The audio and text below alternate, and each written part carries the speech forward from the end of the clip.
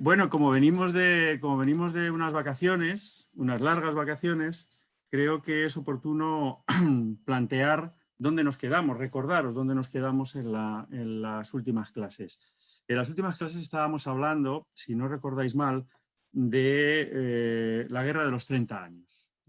La Guerra de los 30 años, que es ese gran conflicto, esa guerra europea, esa guerra casi mundial, que se desarrolla entre 1618 y 1648. Una guerra que había comenzado como un conflicto religioso en el seno del corazón del imperio, en concreto en Bohemia, lo que actualmente sería Chequia, entre católicos y protestantes, entre un enfrentamiento que enfrentaba al emperador Fernando de Austria con la población de Chequia mayoritariamente protestante. Los checos de Bohemia vivían una paradoja, y es que vivían en un territorio de mayoría protestante, pero que estaba dentro de un imperio católico. Sin embargo, este conflicto religioso, que va a dar lugar a la defenestración de Praga y al estallido de este enfrentamiento, muy pronto se va a convertir en una guerra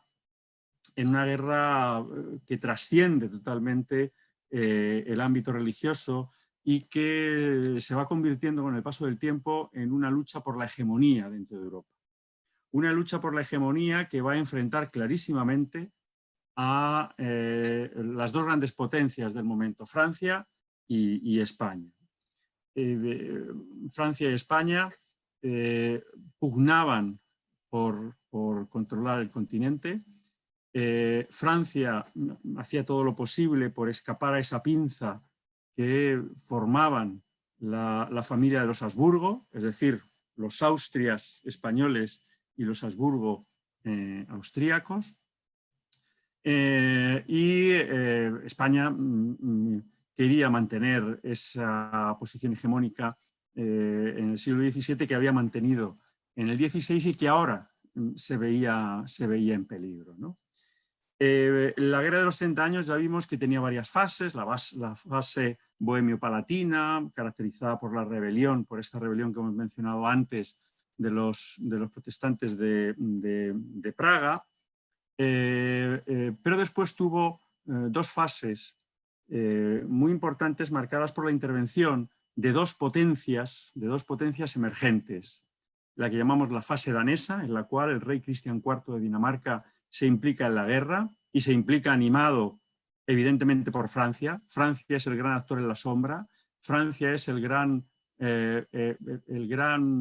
aliado de Cristian IV de Dinamarca cuando éste entra en la Guerra de los 30 años, no solo para defender, decíamos, a sus compañeros en la fe protestante, sino también porque tenía clarísimos intereses territoriales en el norte de Alemania y tenía un clarísimo interés por controlar el mar Báltico, un mar de una importancia enorme en esos momentos, tanto comercial como estratégicamente.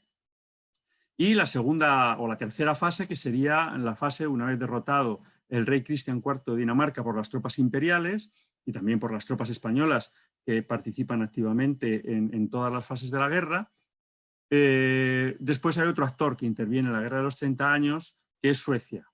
El rey Gustavo Adolfo de Suecia, que tiene, como el rey Cristian IV de Dinamarca, clarísimos intereses en el norte de Europa, en el norte de Alemania, y también porque aspira a controlar ese codiciado mar Báltico. Y ahí nos quedamos, más o menos, el último día. Nos quedamos relatando la derrota de los ejércitos suecos a manos del ejército imperial, a manos del emperador Fernando II, pero también con la participación decisiva, absolutamente decisiva, de España. ¿Os acordáis de este cuadro que poníamos del triunfo o la victoria de los dos Fernandos, ¿no? La victoria de los dos Fernandos, Fernando de Austria y el cardenal infante Fernando, general en jefe de los ejércitos españoles en la Guerra de los 30 años y hermano menor de Felipe IV. Este cardenal infante que bueno, no ejerció nunca de cardenal a pesar de ser arzobispo de Toledo, ¿no? La victoria de los dos Fernandos supone, o podía haber supuesto, el fin de la Guerra de los 30 años. De hecho, Olivares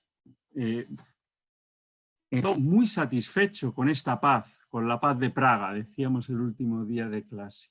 Quedó muy satisfecho porque después de la paz de Praga, que significa la rendición de los suecos, después de la muerte también de su rey Gustavo Adolfo de Suecia, la paz de Praga significaba además una vuelta al redil de los estados alemanes protestantes que habían apoyado con más o menos fervor, habían apoyado la aventura sueca y su intervención en la guerra de los 30 años. Ya dijimos que los príncipes alemanes desconfiaban de los planes de Gustavo Adolfo de Suecia, aunque a la vez aceptan la ayuda de Gustavo Adolfo de Suecia porque pensaban que podía ser un actor fundamental para poder vencer al Imperio Católico de los Habsburgo.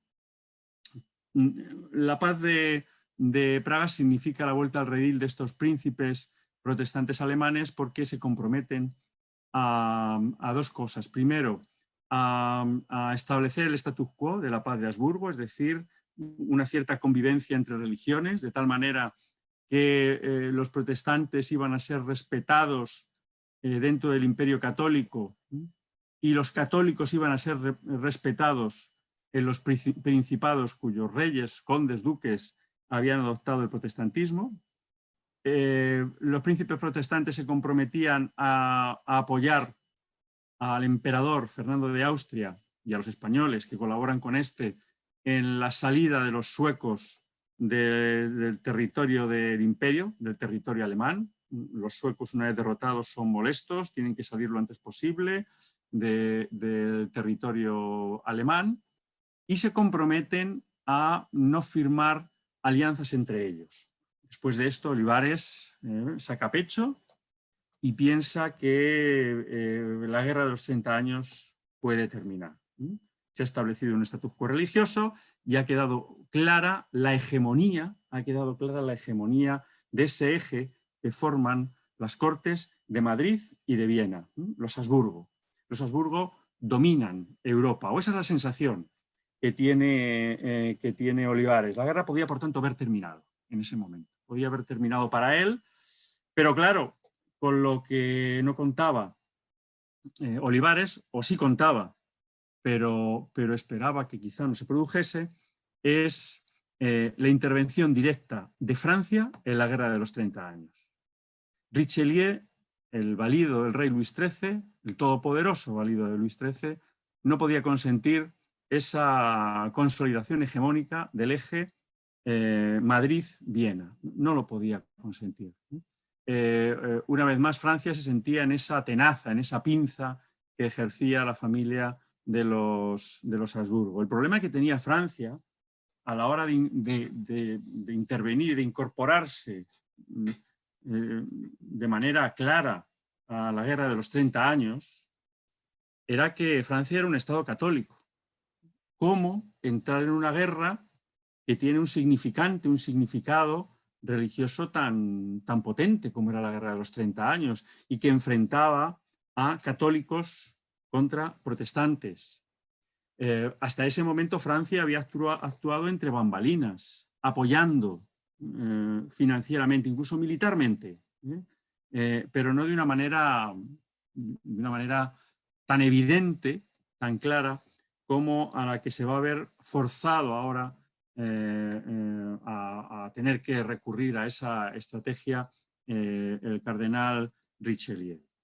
Pero no quedaba otra si Francia quería cuestionar esa hegemonía española y esa hegemonía de sus aliados estratégicos Austria. De tal manera que Francia va a declarar la guerra simultáneamente a Austria y a España, lo que supone ya una intervención directa en la guerra de los 30 años. Una guerra de los 30 años que nunca va a perder el componente religioso, que va a estar presente ahí, porque a la hora de posicionarse cada uno de los estados en esta guerra, claro, al final Francia declara la guerra a España y a Austria, pero al conjunto de los estados alemanes protestantes en su mayoría, tienen que posicionarse, tienen que tomar una decisión de con quién están. En este sentido, el componente religioso va a tener un peso muy importante. A los estados protestantes que han estado luchando contra Austria, es lógico que busquen la alianza con Francia, por más que Francia sea un estado católico, pero al fin y al cabo es un estado enemigo de su enemigo, es decir, enemigo del imperio austríaco. Pero aunque el componente religioso siempre va a estar ahí, en el fondo, a la hora de tomar esas decisiones, lo que van a tener que decidir estos estados alemanes es a quién conceden la primacía en Europa.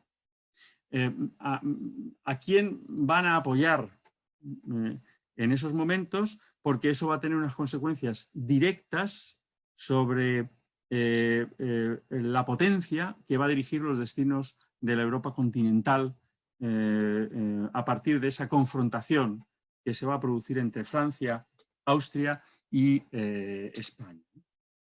La guerra estalla en 1635 y va a durar hasta 1648. Esta es la última etapa de la Guerra de los 30 años.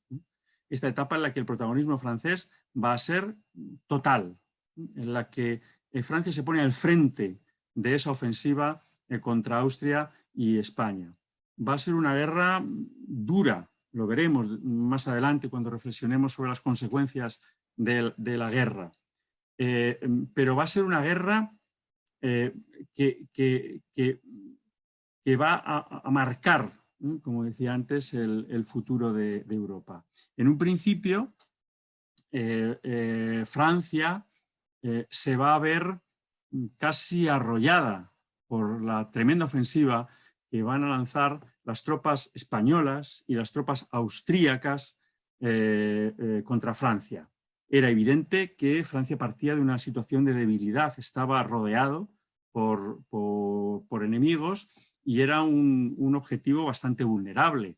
En este sentido, el cardenal infante Fernando, que como sabéis y decíamos el otro día, va a ser nombrado gobernador de los Países Bajos, va a volver a tener un gran protagonismo en la primera parte de esta fase de la guerra, porque le va a ordenar Olivares que lance una gran ofensiva desde los Países Bajos contra Francia, es decir, que penetre en territorio francés. De igual manera, el general Gallas, es decir, el general imperial, va a lanzar una ofensiva desde Alemania en dirección desde Austria en dirección a Francia. ¿Cuál va a ser la respuesta de Olivares? Pues la respuesta de Olivares, ¿cuál va a ser la respuesta de Richelieu? La respuesta de Richelieu va a ser también intentar atacar en una doble dirección. Por un lado, atacar en dirección a los Países Bajos y por otro lado, lanzar una parte de su ejército contra Cataluña. Se trataba igualmente de abrir dos frentes, que de alguna manera pusieran las cosas difíciles a España, ¿no? En cuanto a Austria, bastante tenía Richelieu con contener la ofensiva austríaca. Va a ser muy interesante y quiero destacar la ofensiva que va a lanzar Richelieu, las tropas francesas, contra los Países Bajos, contra el sur de los Países Bajos, ¿no? Contra el condado de Artois, ¿no? Y en ese contexto hay que entender el sitio de la ciudad de Arras.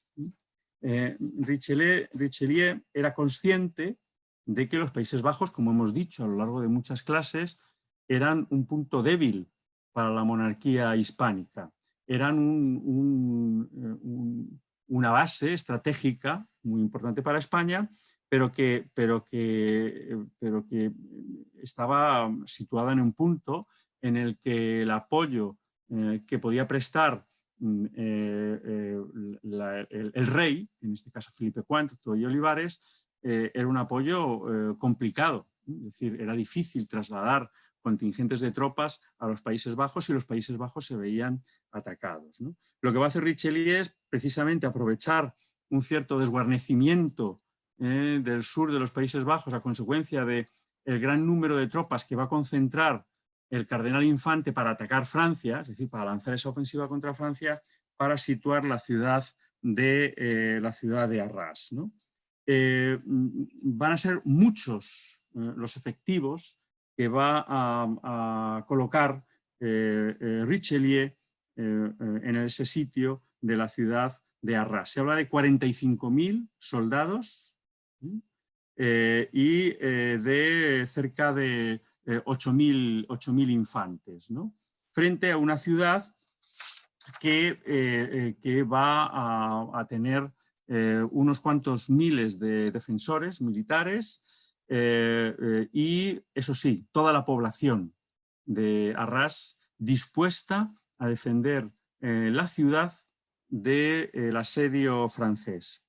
Son muy expresivas las palabras de Richelieu, lo que Richelieu escribe en una de sus cartas cuando habla de las gentes de Arras, de los habitantes de Arras.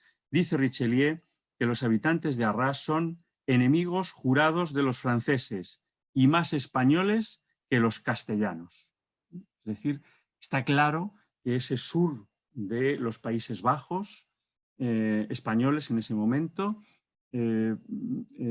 se oponen totalmente a una posible ocupación francesa, se oponen a ese proyecto de los reyes de Francia de incorporar el ducado de Artois a los dominios franceses.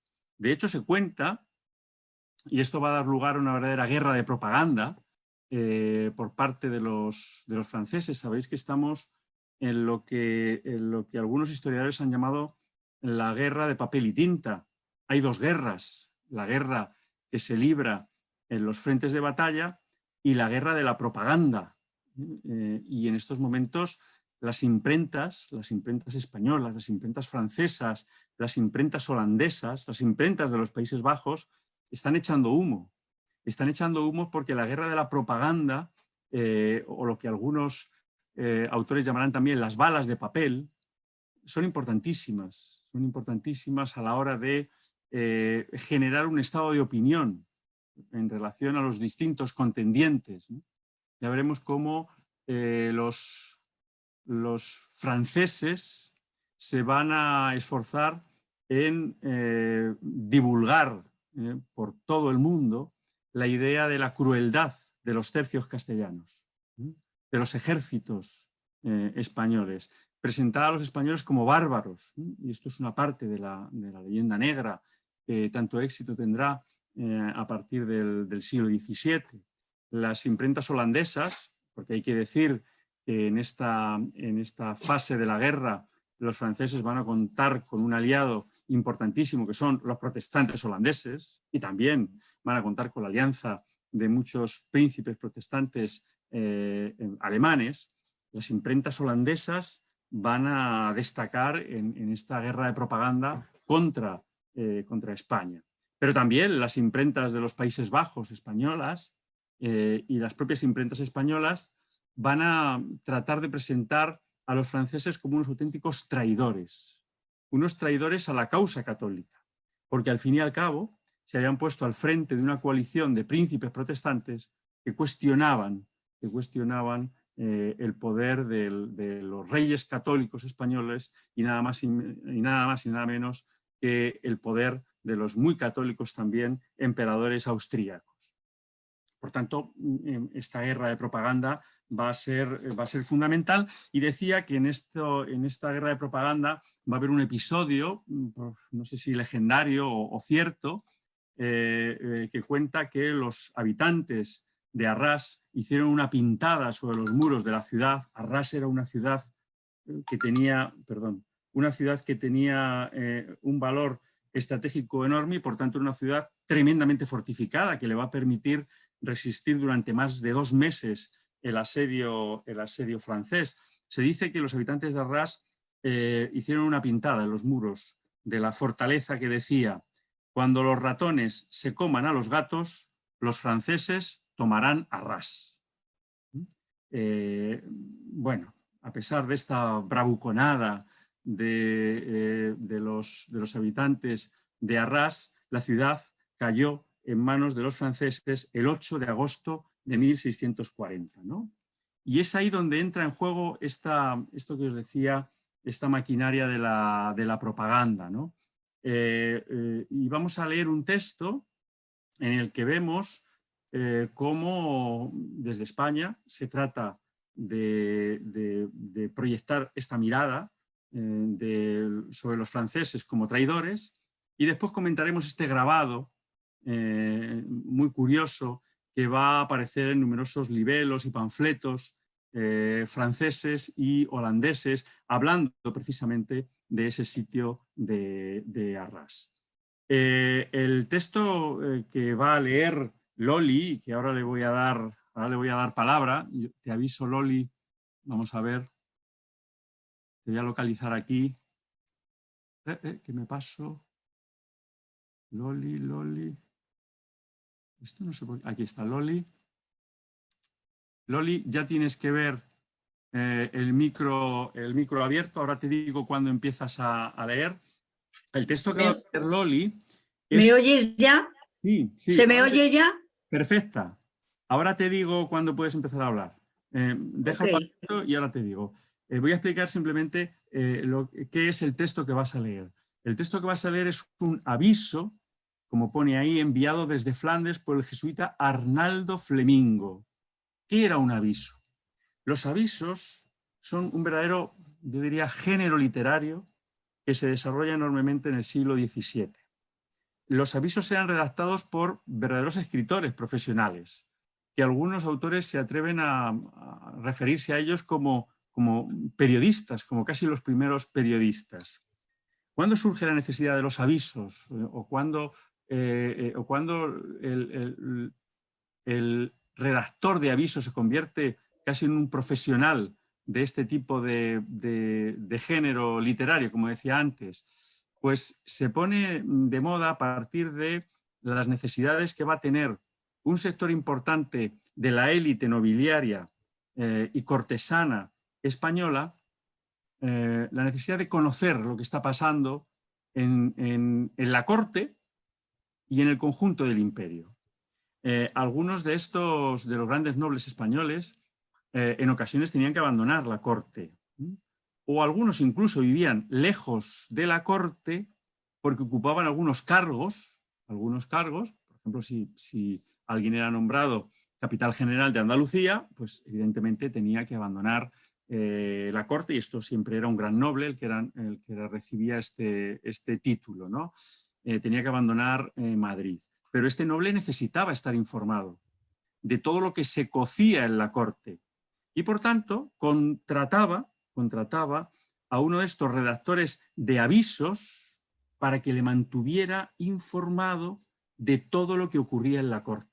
Y este escritor se hacía eco de los bulos, de los rumores que corrían por los mentideros y de la información que le llegaba por sus contactos en la corte, y enviaba toda esta información a este noble que, diríamos, estaba destinado a provincias, estaba fuera de ese ámbito donde se gestaba el poder que era la corte. Igual va a ocurrir, sobre todo durante la Guerra de los 30 años y también mucho tiempo después, con la necesidad de la nobleza cortesana de Madrid y también de la periferia de conocer lo que estaba pasando en Nápoles, en Flandes, los Países Bajos o en Milán, territorios tremendamente importantes para la corona española y sobre cuyos sucesos necesitaba estar informada esta corte o estos miembros nobiliarios que formaban parte de esa corte del 17 en España, ¿no? Bueno, pues este va a ser el oficio de los redactores de avisos, que se van a ganar la vida haciéndose eco de todas esas informaciones, ¿no? Todo aquello que les llegaba a sus oídos, redactaban y enviaban por correo de postas a aquellos patronos que les pagaban por esta información. Pues bien, Loli va a leer este aviso enviado desde Flandes por Arnaldo Flemingo en julio de 1635, es decir, poco después de haber empezado la guerra y poco después de las primeras ofensivas de los franceses contra los Países Bajos. Loli, todo tuyo. El cardenal infante Fernando mudó su alojamiento que estaba entre Tirlemont y Diste, y pasóse entre Lovaina y Bruselas sin perder un soldado. Los franceses, viendo desamparado a Tirlemont, le entraron e hicieron en él grandes insolencias. Quemaron gran parte del pueblo, mataron muchos religiosos, y a las religiosas viejas quemaron, a las mozas forzaron y robaron lo que pudieron. Olvidábaseme decir cómo al Santísimo Sacramento lo echaban por el suelo y lo daban a los caballos, y cómo un fraile agustino que en la entrada desde una parte de la muralla mató a algunos franceses, le crucificaron en ella. A las imágenes las degollaban y arcabuceaban. El general es el mariscal Chatillon, hereje que de estos se sirve aquel rey. Genial, genial, Loli, contratada. Lectora oficial casi del reino. Muchas gracias. Ahora cierra el micro, ¿vale? A ver si lo encuentro. Donde estaba antes. Muy bien, gracias. Muchísimas gracias, Loli. Bueno, como veis, este es un aviso que envía este jesuita en el cual da toda la impresión de que exagera la atrocidad que seguramente en alguna medida fue cierta, que tuvieron los ejércitos franceses cuando entraron en la localidad de los Países Bajos, Tirlemont actualmente tienen, y exagera porque necesita exagerarlo, porque en el fondo se está haciendo propaganda, porque en el fondo se está tratando de presentar a los franceses como esa especie de herejes.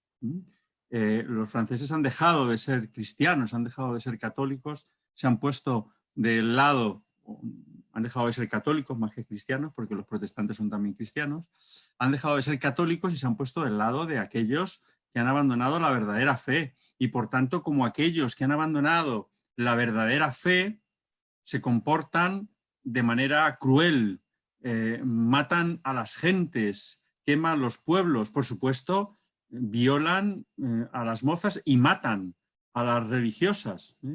Y ya para cargar totalmente las tintas, hacen lo que hacen aquellos que odian a cualquier seguidor de Jesús y de cualquier elemento configurador del catolicismo, que es crucificar, nada menos que crucificar a un fraile agustino, ¿no? Bueno, lo deja claro, ¿no? El general es el mariscal Chatillon, hereje, que de esto se sirve aquel rey. Bueno, la segunda cosa que os quería comentar es este famoso grabado en uno de los folletos y libelos que se edita en Francia, en el cual el dibujante, el grabador, se burla precisamente de esa pintada que hicieron los habitantes de Arras, diciendo que la ciudad caería cuando los ratones comieran gatos. Bien, pues aquí vemos a los ratones franceses venciendo a los gatos españoles, es decir, burlándose precisamente de esta bravuconada de los habitantes de Arras y de los propios españoles que habían propiciado seguramente esa pintada, ¿no? Claro, la guerra de los 30 años va a tensionar enormemente Europa y va a tensionar enormemente también a España, ¿no? En todas las guerras los conflictos subyacentes afloran, ¿no? Es decir, conflictos subyacentes que en muchos casos no tienen que ver con la propia guerra, pero las guerras son siempre una oportunidad para que muchos conflictos afloren. Y lo que va a provocar la guerra entre Francia y España va a ser que aflore un conflicto soterrado, un conflicto que venía de atrás entre el Principado de Cataluña y el gobierno de la monarquía hispánica. representado en esos momentos por la figura del conde duque de Olivares. Ya hemos dicho que Francia va a lanzar dos ofensivas, una en dirección a los Países Bajos y otra en dirección a Cataluña. De tal manera que Cataluña se va a convertir en frente de guerra, es evidente. La frontera gerundense con Francia va a ser uno de los puntos calientes en torno a los cuales se va a desarrollar la guerra de los 30 años. Y en contexto, esa guerra que enfrenta dentro de la guerra de los 30 años a Francia y a España, ¿no? Y es en ese contexto en el que va a producirse la famosísima sublevación de Cataluña. De tal manera que ahora tenemos que hacer un corte en la narración de la guerra de los 30 años para centrarnos, y en esto tenemos que hacer una explicación en varios planos, para centrarnos en lo que ocurre en Cataluña, en lo que ocurre en este momento crucial en la historia de España, que es 1640. Claro, cuando hablamos de la rebelión, la sublevación, y aquí entramos en un debate nominalista complejo, que yo prefiero eludir, ya que prefiero centrarme en los hechos, más que en la etiqueta que pongamos a lo que ocurrió en Cataluña en 1640. Cuando hablamos de la rebelión o sublevación de Cataluña de junio de 1640, nos enfrentamos a un tema de una complejidad enorme,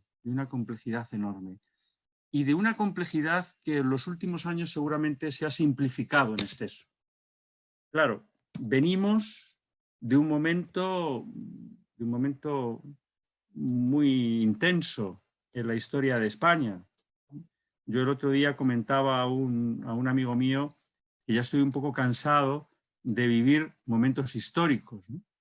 Pero es verdad que en los últimos años hemos vivido momentos históricos en la historia de España. Y uno de ellos ha sido la proclamación unilateral por parte del Parlamento de Cataluña el 27 de octubre de 2017 de la República Catalana. Este acontecimiento importantísimo, ¿no? que llenó los periódicos durante meses y meses con esta cuestión, como ahora es la pandemia la que llena los periódicos durante meses, durante casi ya un año.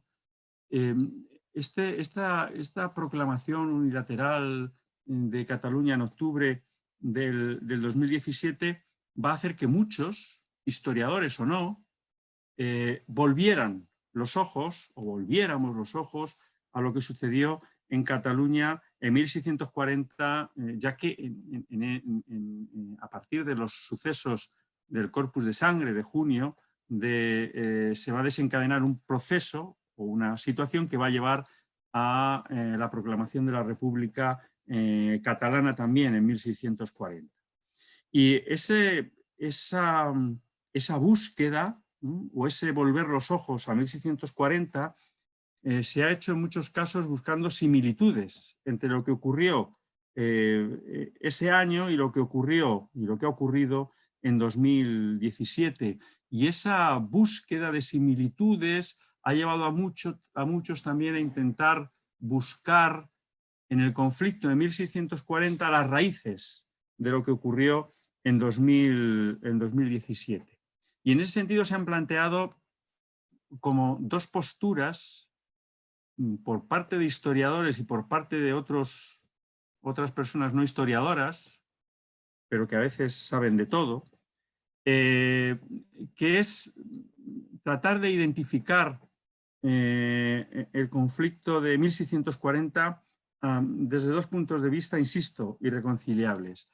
Para unos, la rebelión de Cataluña de ese año fue el precedente de la rebelión nacionalista independentista de 2017, ¿no? Frente a esa postura se va a construir otra interpretación, otro relato, que sitúa la rebelión de 1640 como un mero una mera circunstancia o una consecuencia o un simple episodio en la guerra de los 30 años.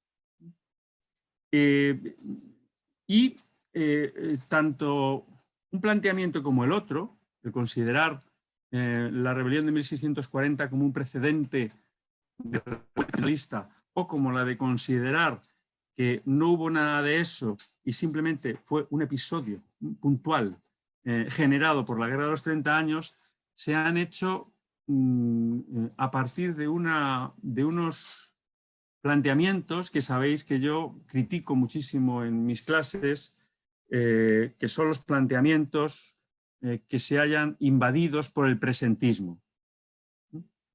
¿Qué es el presentismo? Para que quienes no hayáis oído hablar de esta expresión, aunque creo que casi todos habéis oído hablar de esta expresión. El presentismo es trasladar nuestras ideas, nuestra percepción del mundo al pasado.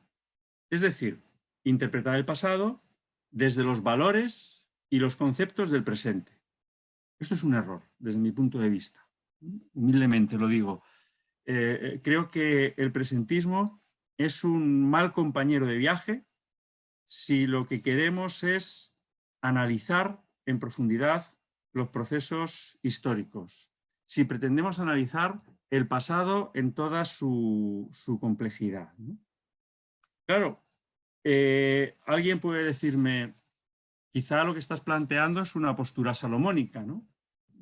Y ponerte del lado de los que defienden que es imposible hablar de revuelta nacionalista en tanto en cuanto el concepto de nación contemporáneo que tenemos es incompatible con el concepto de pertenencia a una comunidad que había en el siglo XVII, pero por otro lado tampoco quieres señalar esta idea de que la rebelión catalana fue un mero apéndice de la guerra de los 30 años, ¿no? No se trata de eso, no se trata de eso. Se trata de buscar otra perspectiva. Cuando estamos ante dos posturas irreconciliables a la hora de abordar un hecho histórico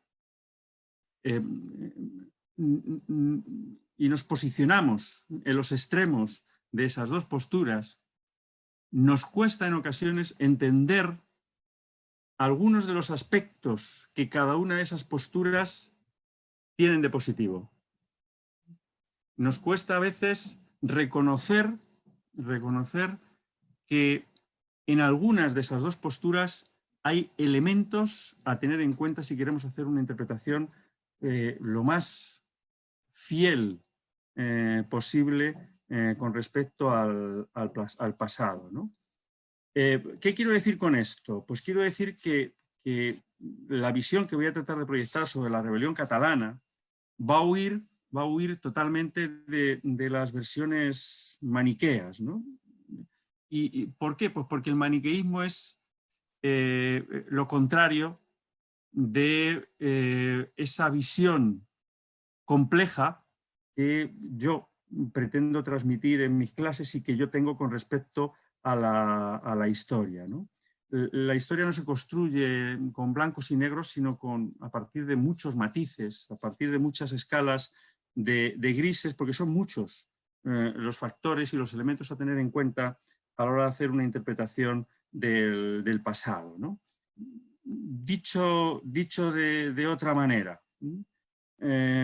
si alguien me pregunta si la rebelión de 1640 fue un simple conflicto provocado por la guerra de los 30 años, o fue una rebelión del pueblo catalán harto de la prepotencia y de los agravios de Castilla, le responderé que tenga paciencia. Que tenga paciencia porque no voy a responder ni con un sí ni con un no, sino con un veamos. Vamos a ver. Vamos a analizar con una cierta tranquilidad qué ocurrió en 1640, porque es posible que cuando hablemos de rebelión, en lugar de hablar de rebelión catalana, tengamos que hablar de las rebeliones catalanas. porque no todos los sujetos que participaron en la rebelión catalana tuvieron los mismos intereses, aunque en momentos puntuales confluyeran a la hora de protestar o de enfrentarse a las políticas de Olivares, a la hora de enfrentarse al ejército acantonado, como veremos, el ejército real acantonado en Cataluña, ¿no? Por tanto, analicemos poco a poco los factores que intervienen en esta revuelta compleja a la que os pretendo aproximar, a las que nos pretendemos aproximar. Primera cuestión que hay que tener en cuenta a la hora de analizar lo que ocurre en Cataluña en 1640. Es evidente que hay un rechazo de los catalanes en su conjunto, y ahora introduciremos matices, a las políticas centralizadoras del conde-duque de Olivares. ¿Quiénes son quien de manera más directa y frontal se enfrentan a las políticas centralizadoras de Olivares? Pues quienes más se oponen son aquellos que más tenían que perder con esas políticas centralizadoras, las oligarquías catalanas. La nobleza y la alta burguesía catalana, que veía que todas las reformas centralizadoras de Olivares iban en contra de sus intereses, iban en contra de sus privilegios. Unos privilegios que estaban consagrados y materializados en los fueros. Por eso decimos que tanto la nobleza como la burguesía catalana eran grandes defensoras del foralismo, Por eso la burguesía y la nobleza catalana identificaron siempre el concepto de derecho foral con el concepto de libertad. Libertad igual a derecho foral. Derecho adquirido, derecho consagrado a lo largo del tiempo, derecho otorgado por los monarcas españoles, por los monarcas de la monarquía hispánica, ¿no? Sin embargo, este análisis y esta asociación que hacían las oligarquías catalanas de fuero igual a libertad era una interpretación interesada. Era una interpretación interesada, aunque no del todo falsa, pero sí una interpretación interesada. El fuero era en realidad un privilegio. Era un privilegio que otorgaba el rey a un territorio, a cambio de algo siempre, pero era un privilegio que otorgaba el rey a un territorio. Era un privilegio que el rey pactaba con el territorio, de tal manera que todos los monarcas de la dinastía de los Austrias, por no irnos más atrás, juraban en las cortes catalanas, en las cortes valencianas, en las cortes aragonesas, respetar esos privilegios, respetar esas excepcionalidades. Y por tanto el heredero a la corona y después el rey juraba el respeto a los fueros. Los fueros en teoría tenían una parte de protección de ese territorio. Y en muchos casos, y por eso se identifica fuero con libertad, el fuero fue una línea roja que el monarca no podía pasar.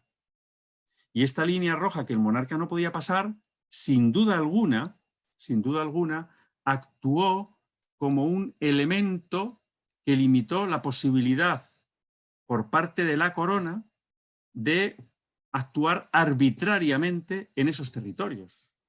Por tanto, por eso os decía, es cierto que el fuero puede ser interpretado como una barrera que garantiza una serie de libertades a los habitantes de este territorio. Pero el fuero fue también un privilegio, como os decía, un privilegio que benefició sobre todo a las élites. Los principales beneficiarios del foralismo fueron las élites, porque fueron quienes de alguna manera controlaron y usurparon los beneficios de ese privilegio que otorgaba el monarca, ¿no? Esto era algo que se entendía relativamente bien por las gentes del siglo XVII, que se había entendido bastante bien por las gentes del siglo XVI y del siglo V. ¿Por qué? Pues porque el concepto de privilegio era un concepto absolutamente incardinado en la sociedad medieval y en la sociedad tardomedieval que sigue existiendo, la sociedad estamental que sigue existiendo en el siglo XVII. Lo he explicado muchas veces. Para entender la sociedad la sociedad medieval y la sociedad tardomedieval que se mantiene en el siglo XVI y XVII y parte del XVIII, hay que tener claro el pilar sobre el que se construye esa sociedad, que es el principio de desigualdad. Si las sociedades contemporáneas se construyen sobre el principio de igualdad de todos los ciudadanos, la sociedad estamental se construye sobre la base del principio de desigualdad. Todo el mundo tenía claro que un campesino no podía ser igual a un aristócrata, a un noble. Y lo tenía claro el noble y el campesino. La igualdad no era un concepto, la igualdad, tal y como la entendemos nosotros, no era un concepto que existiera en el siglo XVII, ¿no? En este sentido, la sociedad estamental se construye sobre el principio de desigualdad, pero también sobre el principio de distinción. La nobleza tiene que distinguirse de la chusma, de los plebeyos, del pueblo llano. La burguesía necesita distinguirse también de esa chusma a la que en principio pertenece, como estamento. Y por eso va a buscar la alianza, siempre que pueda, la burguesía enriquecida, con esa nobleza con la que durante mucho tiempo quiso asimilarse, ¿no? Y esto es la sociedad estamental. Y esto es lo que quiere defender, esta distinción, este privilegio es lo que quiere defender las élites nobiliarias y las élites burguesas catalanas, pero no en mayor medida que defendían este privilegio y esta distinción las élites aragonesas, las élites valencianas o las élites castellanas. Porque la lógica del privilegio, la lógica de la defensa del fuero, ese fuero entendido como libertad, es una lógica común a un catalán, a un castellano, a un habitante de una ciudad del sur de Castilla, un habitante de una ciudad del norte de Castilla. El fuero de su ciudad se defendía, y la nobleza castellana defendía con fuerza sus privilegios y defendía con fuerza los estatutos que garantizaban esos privilegios, ¿no? Tenemos que entender esto para entender lo que va a ocurrir en Cataluña.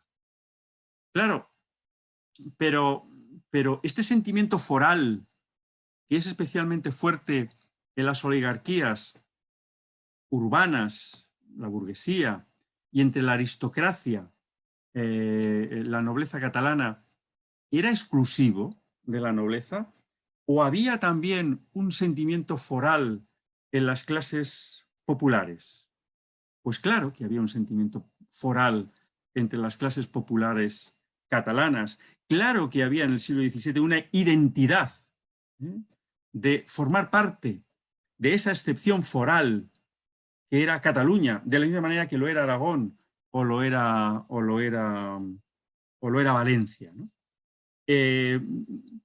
En el fondo, hay algunos autores, hay algunos autores que plantean que las oligarquías catalanas lo tuvieron muy fácil a la hora de manipular a las clases populares para que tuvieran este sentimiento de defensa también de los fueros. Era muy fácil acusar siempre a Castilla de todos los males que aquejaban a Cataluña y desviar la atención y colocar el foco de la protesta fuera de la responsabilidad que tenían la nobleza y la burguesía catalana en aquello que ocurría en Cataluña porque ellos eran los verdaderos gobernantes de Cataluña.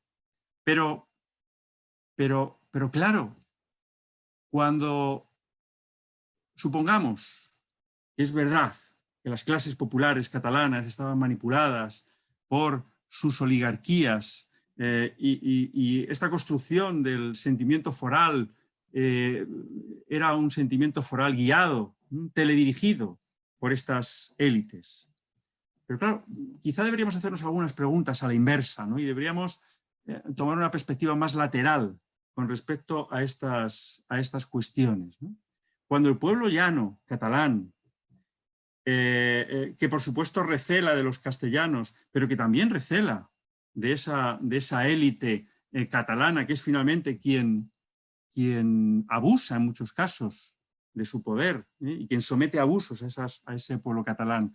Pero cuando este pueblo catalán, estas clases bajas populares, esta chusma, se había situado en una encrucijada en la cual, y que se va a producir en 1640, tenga que elegir entre la oligarquía que representa Olivares, la oligarquía castellana que representa Olivares, y sus oligarquías, parece lógico pensar que al menos en una primera fase del conflicto de 1640, este pueblo catalán opte por sus oligarquías. Porque la pregunta es, dentro del proyecto reformista de Olivares, ¿qué ofrecía Olivares al pueblo de Cataluña? ¿Qué medida reformista planteó en su memorial, en ese memorial de 1624 que ofrece al rey Felipe IV, para mejorar las condiciones de vida de las clases populares de Cataluña, de Valencia o de Aragón o de Castilla? ¿Qué medida plantea Olivares? Por tanto, si adoptamos esta perspectiva, cuando está ahí el conflicto, entenderemos que, manipulados o no, no parece demasiado ilógico que el pueblo catalán, el pueblo llano, la chusma catalana, terminase apoyando a sus oligarquías frente a esa otra oligarquía que representaba el conde-duque de Olivares. Dicho esto, es obvio que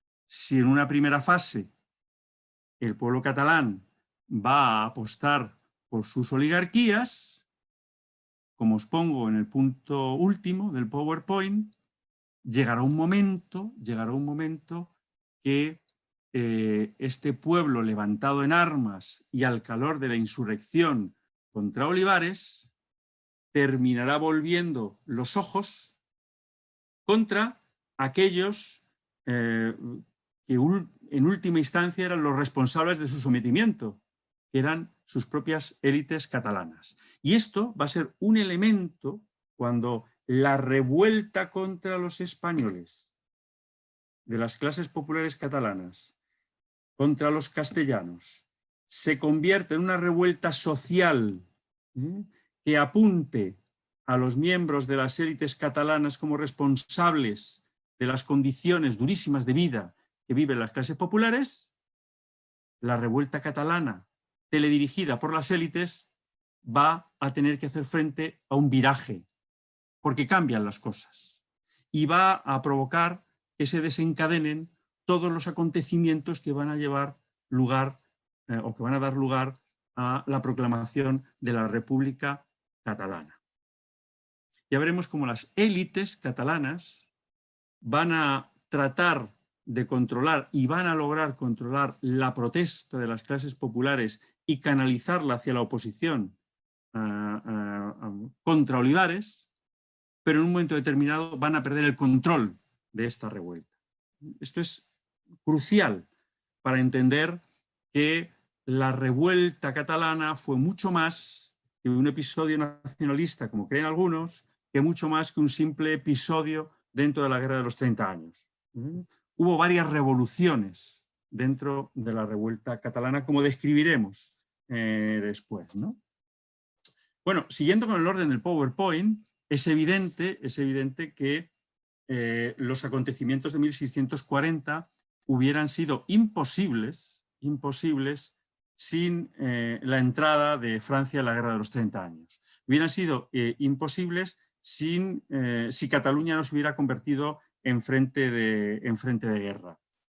Lo que va a hacer el estallido de la guerra es que afloren, como os decía antes, todos estos sentimientos encontrados, todas estas tensiones. Lo que va a hacer Olivares es mandar un contingente del ejército, como parecía lógico, a defender la frontera catalana, y va a ordenar, mediante un edicto, la obligación de las poblaciones de frontera gerundenses de alojar a los soldados.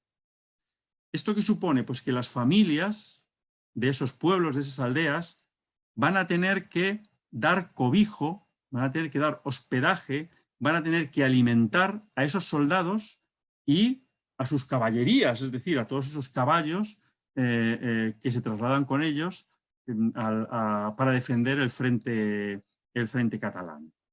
Pero es que además ya veremos cómo no solo se les va a pedir a estas gentes del norte de Cataluña que alojen a estas tropas, sino que Olivares inmediatamente va a decretar una leva de soldados en toda Cataluña para defender la frontera catalana y la frontera de España. Pero es que además, para equipar a estos soldados y para lograr el mantenimiento del esfuerzo de la guerra, va a reclamar un esfuerzo tributario a Cataluña para que estos soldados puedan luchar.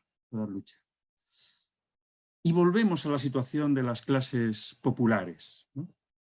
¿Quiénes van a ser quienes con verdadero esfuerzo van a cargar sobre sus espaldas todo esto? Pues quienes van a tener que pagar los alojamientos de los soldados y quienes van a sufrir los abusos, en muchos casos, de estos soldados, van a ser las gentes del norte de Cataluña. Quienes van a tener que enviar a sus hijos y a sus no tan hijos, a sus varones, al frente, van a ser las gentes humildes de Cataluña. Y quienes van a contribuir al esfuerzo de la guerra mayoritariamente van a ser las clases populares de Cataluña. Por tanto, no va a ser muy difícil para las élites catalanas colocar en el punto de mira a España, a Castilla y a Olivares como los causantes de todos los males que de alguna manera tenían que soportar estas clases populares, ¿no? ¿Qué va a provocar todo esto? Pues evidentemente el rechazo de una parte importantísima de la población catalana a eso que se consideraba una imposición del gobierno de España, del gobierno de Felipe IV, el rechazo a la subida de los impuestos, el rechazo a los alojamientos de las tropas enviadas por Olivares, el rechazo a las levas de soldados que ordena Olivares, ¿no? Por tanto, como veis, las causas que van a provocar ese estallido que se va a producir en Barcelona en junio de 1640 son múltiples, complejas y sobre las que tenemos que proyectar una mirada también multiforme y compleja. Pero vayamos a los hechos. ¿Qué es lo que pasó? ¿Qué ocurrió? ¿Y qué elementos qué piezas se van a mover para que todo esto sea posible? Como he dicho antes, Francia va a atacar hacia el sur, va a mandar sus tropas al sur de Francia para atacar Cataluña, ¿no? para romper la frontera y lo primero que van a hacer va a ser una maniobra clásica de los ejércitos franceses que fue invadir el Rosellón. De tal manera que lo primero que va a tener que hacer el recientemente nombrado virrey de Cataluña, Dalmau de Caral, conde de Santa Coloma, es reunir un contingente de fuerzas de alrededor de 25.000 hombres para desalojar a los franceses del Rosellón, un territorio considerado catalán, ¿no? Un territorio emblemático para los los catalanes, ¿no? El conde de Santa Coloma había sido nombrado en 1638 virrey de Cataluña con un plan muy claro.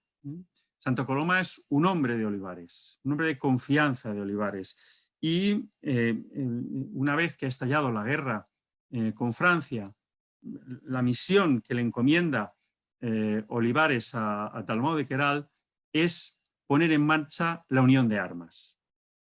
Acordaos, la unión de armas era ese proyecto que había sido rechazado por las Cortes catalanas, por el cual Olivares pretendía imponer una contribución fija de soldados a Cataluña y al resto de los territorios que conformaban el Imperio Español para crear un gran ejército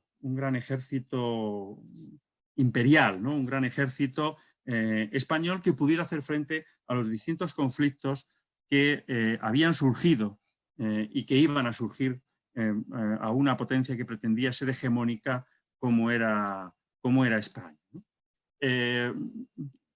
Olivares, con su tradicional maquiavelismo, y ya vimos que lo contemplaba en esa instrucción secreta de 1624, acordaos cuando le decía al rey, y si en algún territorio se oponen a aceptar la unión de armas, es decir, a aportar al ejército de su majestad un determinado número de hombres más los dineros necesarios para mantener en el frente a estos hombres, ¿podría usted, majestad, ordenar que se situasen en la frontera de ese territorio rebelde un buen contingente de tropas y una vez allí estacionadas provocar algún conflicto en ese territorio rebelde y aprovechar ese conflicto para que las tropas entraran en el territorio e impusieran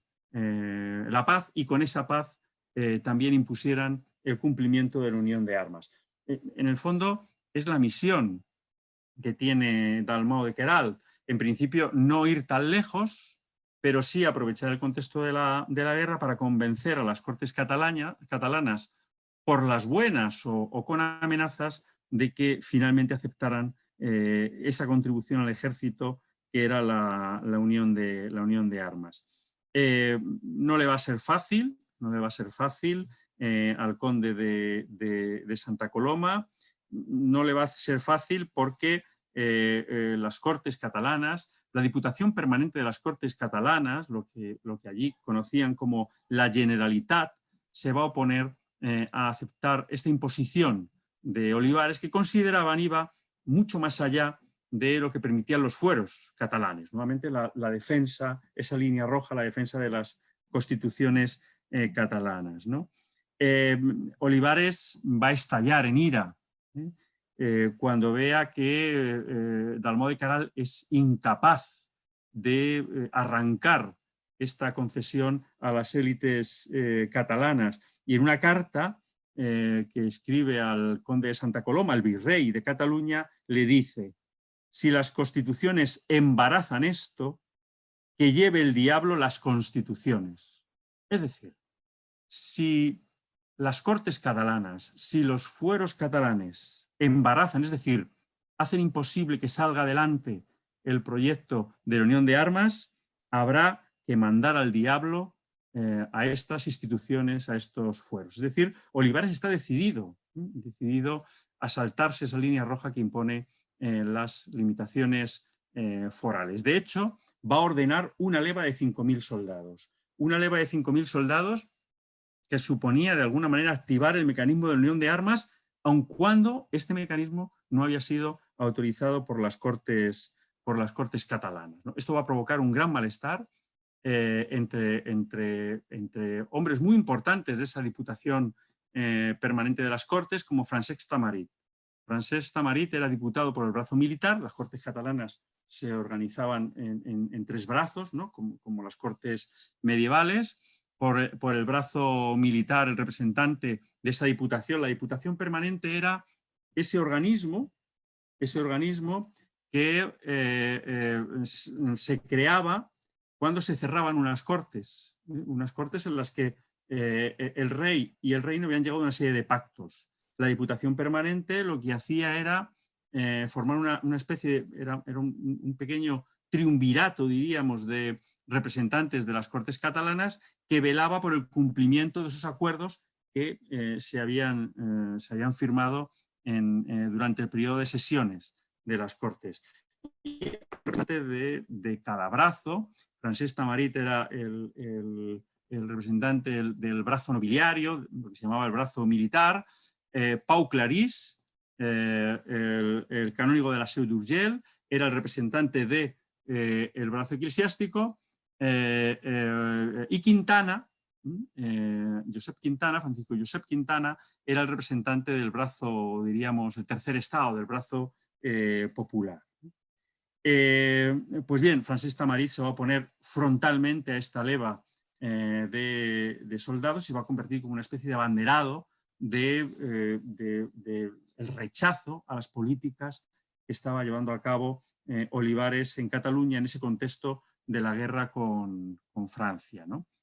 En mayo, como os pongo ahí, de 1640, estalla el malestar que se había extendido por toda Gerona cuando llegan los contingentes de soldados españoles a asegurar la frontera y hacer frente a una posible invasión de Cataluña por parte de los ejércitos franceses, ¿no? El malestar había crecido porque no solo por lo que suponía materialmente a las poblaciones de estas localidades atender las necesidades de esos miles de hombres que van a llegar progresivamente allí, ¿no? Sino también por la arrogancia de este ejército que se va a instalar en la frontera con Francia. Se trataba de un ejército formado por tercios castellanos, pero también por un contingente importante de tropas mercenarias venidas de distintas partes, ¿no? Como sabéis, los ejércitos del 17 eran básicamente mercenarios. De hecho, Olivares lo que pretendía con la unión de armas era consolidar un cuerpo estable del ejército que no hiciera necesario recurrir de una manera tan generalizada a la figura del mercenario, ¿no? Pero hay numerosos testimonios que hablan de la arrogancia de estos soldados acantonados en estas poblaciones. Se habla de violaciones, se habla de, como veremos después cuando leamos un texto, se habla de quema de casas cuando los habitantes de esa localidad o de esos vecinos se negaban a prestar el apoyo que decían necesitar estos soldados. Por tanto, la situación se va caldeando mucho, y algunos alcaldes de algunas de estas localidades, apoyados por sus habitantes, van a negarse a recibir y a alojar a estos soldados, ¿no? Para colmo de males, en estos meses de los meses previos a ese mayo de 1648, que es el momento en el que se está encendiendo la chispa, anteriormente la Generalitat catalana se había negado a enviar soldados catalanes, porque así se lo permitían los fueros. Esta negativa estaba contemplada por los fueros, a enviar soldados catalanes para apoyar el levantamiento de la ciudad de Fuenterrabía, en Guipúzcoa. Los franceses habían sitiado Fuenterrabía y Olivares exige a la Generalitat que envíe, como habían enviado otros territorios, Castilla, pero también Aragón, que enviase soldados para levantar ese asedio, ese sitio que estaba sufriendo Fuenterrabía. La Generalitat, es decir, la Diputación Permanente, se niega a enviar soldados, acogiéndose a los fueros, y esto hace que Olivares monte en cólera, ¿no? Olivares va a ordenar al conde de Santa Coloma que actúe con contundencia y que ordene a los funcionarios reales y ordene en Cataluña y ordene a las fuerzas policiales y al ejército que impongan la obligación del alojamiento en todas aquellas localidades que se oponen a prestarlo, ¿no? Y se va a detener al diputado de la Generalitat, Francesc Tamarit. Francesc Tamarit es encarcelado junto a otros muchos miembros de las oligarquías urbanas y campesinos que se oponían a estos alojamientos, y esto ya va a tensionar de una manera total la situación en Cataluña. La rebeldía de estas comunidades rurales, de estos pueblos, de esas aldeas gerundenses se va a extender por toda Gerona, ya a las ciudades, a la propia ciudad de Gerona, y se va a extender por toda Cataluña, en concreto también por muchas de las ciudades más importantes de Barcelona. Y es entonces, en ese momento cuando se está extendiendo esa rebelión frente a los alojamientos, cuando una parte de la nobleza catalana, enfrentada precisamente con Dalmau de Queralt, el virrey de Cataluña, al que consideraban, por supuesto, un traidor, a alguien que estaba besando los pies a Olivares y se estaba olvidando de los fueros, de la defensa de los fueros, algo que no podía hacer nunca un miembro de la élite como era el propio Dalmau de Queralt. Pues bien, esos enemigos de Dalmau de Queralt, como van a ser, por ejemplo, los duques de Híjar o el duque de Sesa, van a entender que ese conflicto que ha surgido en las comarcas rurales y que se está extendiendo a las ciudades puede ser una oportunidad definitiva para que la nobleza se posicione al lado del malestar del pueblo y utilice ese malestar para enfrentarse definitivamente a los proyectos centralizadores de Olivares. Entra en acción ahora la alta nobleza. Una alta nobleza que ha visto con desagrado todas las medidas que ha ido tomando Olivares, pero que hasta ese momento no había dado el paso definitivo. No había dado el paso de apoyar esa revuelta. Francesc Tamarit y, digamos, la Generalitat sí había protestado, sí había elevado sus quejas a Olivares y al rey, pero ahora llegaba el momento de apostar por la revuelta o no apostar. Y algunos miembros, no todos, pero algunos miembros destacados de la nobleza catalana deciden apostar. Y deciden apostar por la revuelta porque se dan cuenta de que lo que se está moviendo bajo sus pies es muy importante. Y aquí está el debate, este es el debate de fondo, si quien inicia la protesta y la alimenta son las oligarquías, o si la protesta empieza por debajo, es decir, empieza desde las clases populares ante el malestar que provoca esa situación de la guerra y de los alojamientos, y lo que hace la nobleza es, de alguna manera, guiar, aprovecharse de esa corriente de fondo y tratar de dirigir esa protesta en la dirección que a estas élites les interesa, ¿no? En ese sentido hay que decir también que en esta corriente de fondo va a cumplir un papel, y ya casi voy acabando, un papel, por si queréis hacer alguna pregunta, muy importante en la Iglesia. Los curas rurales, los sacerdotes de esas localidades gerundenses van a apoyar decididamente la protesta de los campesinos.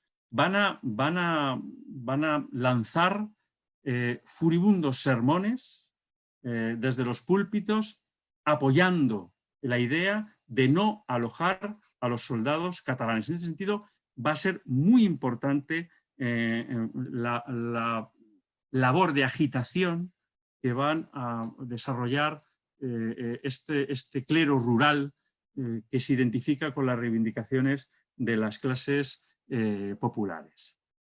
Y lo dejamos ahí, lo dejamos en junio de 1640, porque el 7 de junio de 1640 va a estallar la revolución en sí, va a estallar la revuelta, el corpus de sangre. la llegada de los segadores a Barcelona y todo lo que va a ocurrir a partir de ese momento. De tal manera que no me ha dado tiempo que leyéramos este texto, para el cual tenía varios voluntarios, pero que prefiero dejar para el próximo día, porque creo que la Revolución Catalana merece, la revuelta catalana merece que le dediquemos este tiempo. No sé si os parecerá demasiado, pero dediquemos este tiempo porque es un acontecimiento central y vamos a ver cómo a partir del 7 de junio se desencadenan una cascada de acontecimientos en el cual vamos a volver a analizar de manera diferenciada los distintos actores que mueven ficha y que hacen de esta revuelta, como os decía al principio, en ese pequeño sermón que os he echado hace un rato, hacen de esta revuelta una revuelta bastante compleja que no podemos reducir a afirmaciones rotundas. Bueno, por mi parte, nada más y os invito a que me preguntéis. Si no habéis hecho ya alguna pregunta. Si alguien quiere preguntarme, voy a quitar la presentación. Bueno, no. Si alguien quiere preguntarme, me encantaría que me lo escribiese por el chat, por preguntas y respuestas, y abro el micrófono para que haga la pregunta de viva voz. Podemos hacer esta prueba hoy.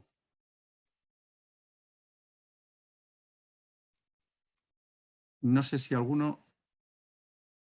Hola, ¿hay vida al otro lado? Hay vida por aquí. ¿Hay vida, por Miguel? Parte de YouTube, Carmen Pérez de Diego, bueno, no está haciendo ninguna pregunta. Los alumnos que estáis en YouTube, que ahora mismo hay 101 personas conectadas. Si queréis hacer una pregunta, la podéis poner por el chat de YouTube. Y bueno, únicamente Carmen Pérez de Diego y María Teresa Yela Gómez, pues te felicitan por la clase. Muchas gracias. Podéis hacer por YouTube una pregunta por ese chat y Miguel me la transmite. Y por supuesto los alumnos virtuales que habéis entrado, por los alumnos de Aula ADE que habéis entrado por el aula virtual, podéis, insisto, simplemente decir quiero hablar por preguntas y respuestas, os abro el micro y hacéis la pregunta. O si queréis escribirla también, pero bueno. No me creo que este tema, con los ríos de tinta que ha hecho correr, el de la rebelión catalana, es verdad que no nos ha dado tiempo, a abordarlo en toda su dimensión, no os genere ninguna pregunta. 2 participantes han levantado la mano. Voy a buscarlos. Perfecto. Participantes que han levantado la mano. ¿Cómo lo miro eso, Miguel? Aquí. Vale, ya le voy a permitir hablar. Voy a dar la voz a Vicente Guita. Tengo a Fede y Vicente Guita, ¿vale? Sí. Entonces... Vicente Guita le acabo de dar... Ah, no, he dado a Fede. Fede, te acabo de dar voz. Puedes preguntar. Sí, efectivamente. Tienes que autorizar que el hablar, activar el micrófono para poder formular la pregunta a Paco. Sí. Fede, ya puedes abrir el micro. Te tiene que haber aparecido en la parte inferior. Fede. Yo estoy ya, ¿eh? No. Ah, eres tú, Vicente, perdón, es verdad, perdón, me he equivocado, Fede. Es Vicente el que tiene voz. Venga, Vicente, pregunta. No, sin ánimo de enciscar esto mucho, pues porque está muy en boga y rápidamente comparamos lo que has dicho tú, que no se debe hacer, la situación actual con aquella. ¿Cómo estaba el ánimo en el resto del país con respecto a la posible, a lo que llamamos revuelta catalana de aquella época? Hoy sabemos cómo está, tampoco me voy a definir, pero en aquella época fue algo muy aislado solamente en Cataluña este inicio de rebelión, o estaba todo el país concienciado de que esto no podía ser. Lo vamos a ver en las clases. Muy buena pregunta. Muchas gracias, Vicente. Lo vamos a ver. La rebelión catalana no va a ser la única de las rebeliones contra las políticas de Olivares, contra las políticas de la monarquía hispánica. La rebelión catalana estalla en junio de 1640. La rebelión de Portugal estalla en diciembre de 1640. La rebelión de Portugal es totalmente distinta a la catalana. Tiene un componente totalmente distinto. Es una rebelión mucho más aristocrática. En Portugal, ya lo veremos, sí que hay un verdadero pilotaje de la revuelta por parte de las élites. No hay ese movimiento de fondo popular que sí tuvo la revuelta catalana de 1640. Pero es que no solo eso, es que vamos a ver cómo al calor de la revuelta catalana y al calor de la revuelta portuguesa va a estallar un verdadero amago de insurrección en Andalucía. También con un componente aristocrático muy importante, muy importante. ¿Qué hacen estas aristocracias? Y esto valdría tanto para Cataluña como para Portugal, como para la nobleza andaluza. Una nobleza andaluza que está a punto de desestabilizar a la monarquía hispánica. Es decir, si la revuelta andaluza hubiera cuajado, y lo contaremos esto el próximo día, la monarquía hispánica podía haber quedado en serio peligro, en serio peligro, en ese contexto histórico en el que se produce. Por tanto, fijaos qué complejo es trasladar nuestra visión nacionalista del siglo XXI a la situación del siglo XVII. ¿Quién se imagina? ¿Quién se puede imaginar si lleváramos el concepto de nación que tenemos ahora mismo a los grandes nobles andaluces dispuestos a pactar con los holandeses, dispuestos a pactar con los ingleses, dispuestos a rebelarse buscando aliados con los enemigos declarados de España en esos momentos? ¿No? Pues lo hicieron o entablaron conversaciones para hacerlo, aunque finalmente fuera una rebelión abortada, ¿no? Por tanto, de lo que se aprovechan de estas élites con intereses muy claros, que es la defensa de sus privilegios, porque por encima de los discursos nacionalistas o protonacionalistas o falsamente nacionalistas, lo que está ocurriendo en el siglo XVII es que las élites catalanas, las élites andaluzas y las élites portuguesas están defendiendo sus privilegios, pero lo que hay debajo de todo eso, de esa defensa de los privilegios, es un malestar profundísimo de la población ante las situaciones creadas en cada uno de los territorios. Un malestar que era susceptible de ser utilizado por las élites.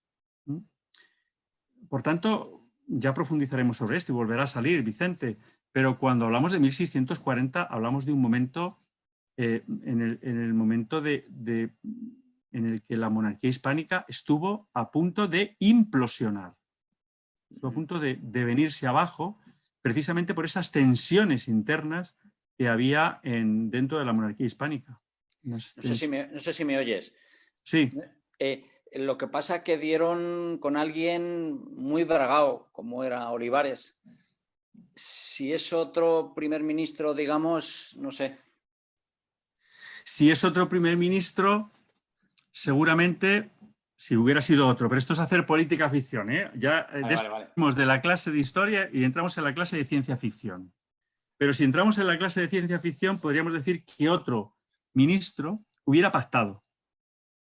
Si Olivares ofrece, lo vamos a ver el próximo día, se adelantan acontecimientos, si Olivares ofrece un pacto a las élites catalanas, las élites catalanas en 1640 desactivan la rebelión campesina, desactivan la rebelión urbana sobre la que las élites catalanas se habían montado y habían intentado dirigir.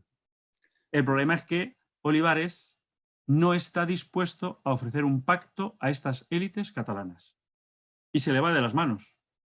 Se les va totalmente de las manos porque en este conflicto entre las élites catalanas y las oligarquías españolas, castellanas, representadas por Olivares, hay un tercero en discordia, que es Francia.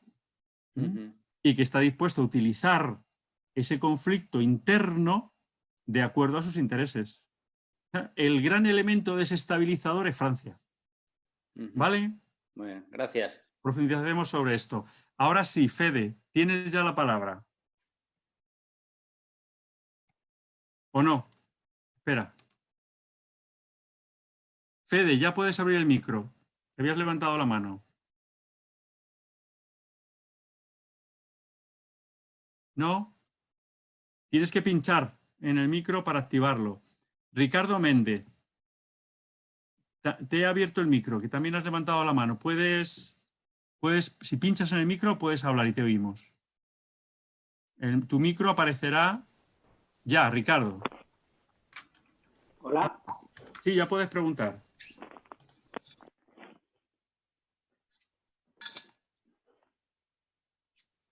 Hola, Ricardo. Si hablas, te oímos, ¿eh? José Ricardo. Y Fede, que no sé si eres, no sé qué Fede eres, Federico. Si pinchas...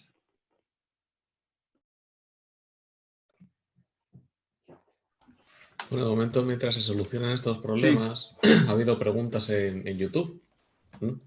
Por un lado, Gloria Herrera Verdura comenta que la historia siempre se repite y que los humildes y las clases populares pues pagan por ello y por eso es su favor, ¿no? Y después, Enca Rodríguez pregunta que, ¿qué fue de Olivares después de estas revueltas? Ya, pues dos preguntas muy buenas. Primero, los que me conocéis lo sabéis, la historia no se repite. Se repiten procesos, ¿eh? Pero la historia en su conjunto no se repite. ¿Por qué no se repite? Pues porque en cada momento histórico el contexto es distinto. Y como el contexto es distinto, las causas que generan esos procesos dan lugar a hechos y a acontecimientos que imposible, no se pueden repetir. No se pueden repetir. Pero sí es verdad, en lo que ha dicho la primera persona que ha preguntado, es que lo que sí se repite históricamente es que el pato lo pagan los de abajo, si me permitís esta expresión tan vulgar, ¿no? Es decir, es una constante que las clases populares son los sectores que terminan asumiendo las consecuencias de las guerras, de los conflictos sociales y de aquellos fenómenos históricos marcados, por ejemplo, por la violencia. En ocasiones las clases populares protagonizan episodios de violencia, pero a la postre son las principales víctimas de estos procesos de violencia que en ocasiones desencadenan las clases populares. Esto sí que es una constante a lo largo de la historia. Y en cuanto a lo que le ocurre a Olivares después de esto, lo contaré en la próxima clase. La crisis catalana y la crisis portuguesa van a precipitar la caída de Olivares. Pero esto no lo cuento hoy, lo cuento el próximo día. Bueno, en esta línea de la crisis portuguesa, Francisco Javier Barrios pregunta que si tuvo algo que ver la revuelta catalana con la vuelta de Portugal a ser independiente. Claro, totalmente estuvo relacionada. Las élites catalanas ven una oportunidad. Hay que tener en cuenta la debilidad en la que coloca la revuelta catalana a la monarquía hispánica. La monarquía hispánica no solo tiene que hacer frente a la guerra con Francia, no solo tiene que rechazar el ataque francés sobre los Países Bajos, sino que tiene un conflicto interno de una magnitud tremenda. Como en Portugal se había ido gestando, y lo contaremos también, un profundo malestar contra las políticas no solo de Olivares, sino contra, en cierta medida, también el fracaso del proyecto de Olivares, en el que un sector de las élites habían puesto muchas esperanzas. Estas élites van a aprovechar este momento de debilidad de la monarquía hispánica para lanzar su proyecto de separar a Portugal de la corona española. Por lo tanto, es un caldo de cultivo en el que va a aprender con mucha fuerza la revuelta portuguesa. No sé si aquí hay algo más. Perfecto, vamos a ver si Fede puede volver a hablar. Intentamos a Fede y si no, cerramos. Efectivamente, Fede, ahí tienes el micrófono abierto. ¿Tienes el micrófono abierto? Sí, Paco, disculpa, es que le he debido dar a la manita sin darme cuenta. No quería hacer ninguna consulta. De todas maneras, os lo agradezco, ¿eh? ¿Perdón, no? Que no quería hacer ninguna pregunta. Sí. Es que le he debido dar a subir la mano sin darme cuenta. Sí. Pero os lo agradezco de todas formas.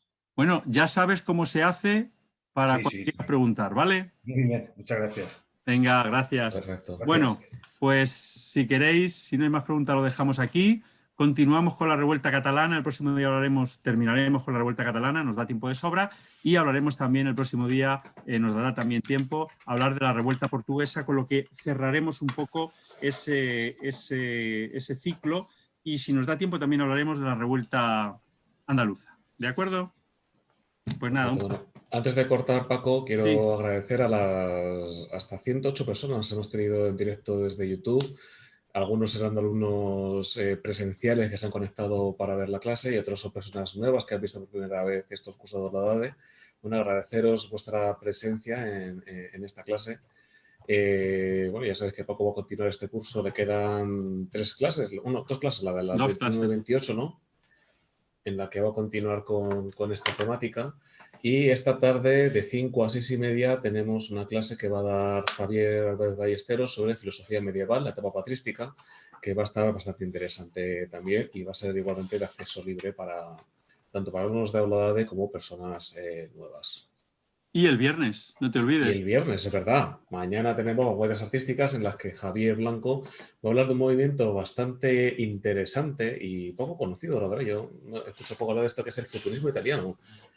Y va a ser de 11 a 12 y media, una clase ahora que muy interesante. Yo tengo entendido que los alumnos que están con él están muy contentos y de luego que os invito a que participéis en estas clases y aprovechéis esta oportunidad que Oladade está brindando. Y yo también voy a cerrar haciendo un pequeño public reportaje diciendo que a todas aquellas personas que están accediendo de manera gratuita a estas clases, que si les interesa y les satisfacen el contenido de estas conferencias, pues que se pueden apuntar inmediatamente al segundo cuatrimestre a nuestros cursos, ¿no? Y animo a que así lo hagan.